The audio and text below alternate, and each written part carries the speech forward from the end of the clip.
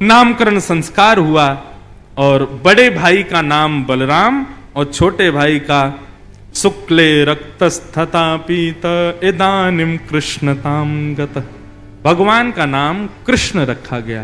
बोलो बाल कृष्ण लाल की जय। बंधुओं, कई लोग इस नाम को अशुद्ध बोलते हैं, कई लोग कृष्ण बोलते हैं, कई लोग कृष्ण बोलते हैं, कोई कृष्णा बोलता है।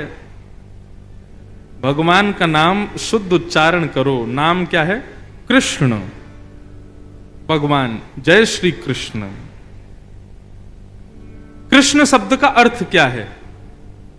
वैसे तो कृष्ण शब्द का अर्थ, शाब्दिक अर्थ देखोगे तो थोड़ा सांवला, थोड़ा काला, उसको कृष्ण कहते हैं।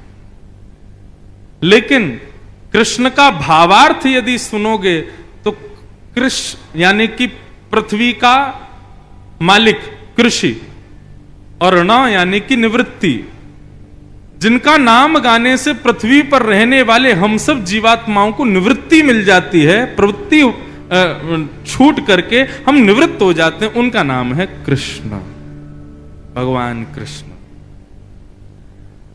ठाकुर जी का नाम कृष्ण पड़ा, लेकिन गर्गाचार्य जी बोले मैया एक बात बता दूं, घबराना मत।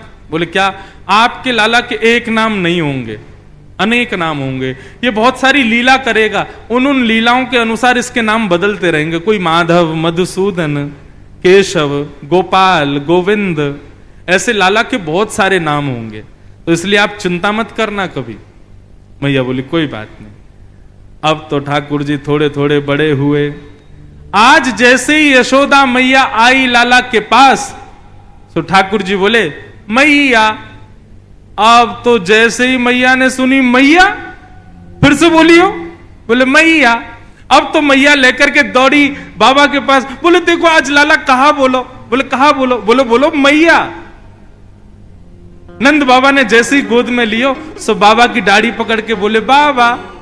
अब तो नंद बाबा नाचन लगे, बोले जय हो जय हो, अरे आनंद मनाओ, ढोल बजाओ, नगाड़े बजाओ, मंगल गाओ, हमारा लाला बोलन लगो। सोचो, पूरे विश्व को बुलाने वाला खुद बोलना सीख रहा है, पूरे विश्व को चलाने वाला उंगली पकड़ के चलना सीख रहा है।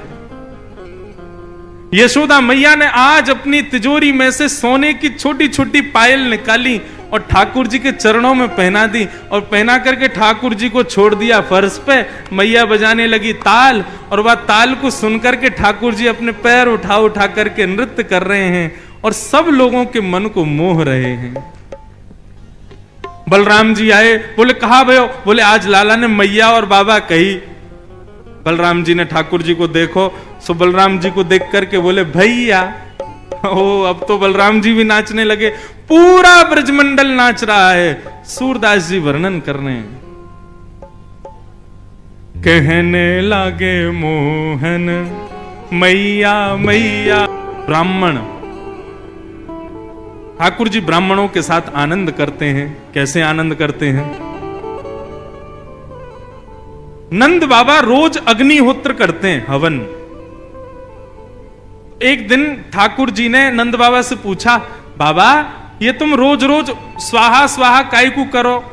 अब छोटे बालक को बड़े लोग क्या करते हैं, ऐसे ही कोई सहज बात बता करके टाल देते हैं। होता है ना हमारे घरों में भी, बच्चे पूछते हैं मम्मी काय की पूजा हो रही है, तो फिर हम ऐसे बोल देते हैं, ऐसे कुछ भी बना के बात समझाते हैं। अब छोटा बालक है, उसको क्या समझाएं? तो नंद बाबा ने ठाकुर जी को बोला, वो लाला ये अग्निहोत्र है, या करवे से जो मन में इच्छा होवे सब पूरी है जाए। ठाकुर जी बोले जो चाहेंगे सब पूरी है जाए? बोले हाँ। अच्छा, अब ठाकुर जी ने घर में तो बताया नहीं, अपने ग्वाल बालों के पास गए। ठाकुर जी के ग्वाल बाल कौन है? मधुमंगल, श्रीदामा, तन सुखा, मन सुखा, धन सुखा, ये ठाकुर जी के ग्वाल बाल है। और इनके भी अधिपति प्रेसिडेंट हैं 3.5 वर्ष के ठाकुर जी, जिसमें तन सुखा मन सुखा की उम्र तो 11-12 साल की है। वो भी ठाकुर जी को आके प्रणाम करते हैं। सारे ग्वाल बालों को ठाकुर जी ने बुलाया और बुला करके बोले भैया आज से हवन शुरू करना है। मधुमंगल श्रीदामा बोले क्यों? बोले पिताजी बता रहे कि हवन करवे थे, रोज हवन करवे थे, मन की इच्छा पूरी है जाए। हाँ तो लाला, तो फिर का इच्छा के लिए करेंगे हम हवन? बोले या हमारे करेंगे कि हम चारों पांचों की सुंदर सुंदर बहू आ जाए। 3.5 वर्ष के ठाकुर जी हैं अभी। अच्छा बंधुओं, इन बातों को सुनकर के परब्रह्म वाली बातें मत सोचना, ये परब्रह्म ही है, लेकिन ब्रज में अपनी प्रभुता छोड़ करके लीला कर रहे हैं। सारे ग्वाल बाल चारों तरफ बैठ गए और बीच में ऐसे ही हवन सामग्री, सूखे पत्तों का चूरा एक दूसरे में बांट दिया, सूखे पत्तों में अग्नि लगा करके, और आचार्य बन के ठाकुर जी बैठ गए और चूरे दे दिए सबको सूखे पत्तों के। अब बोले जैसे ही मैं कहूं स्वाहा, सोई डाल दियो।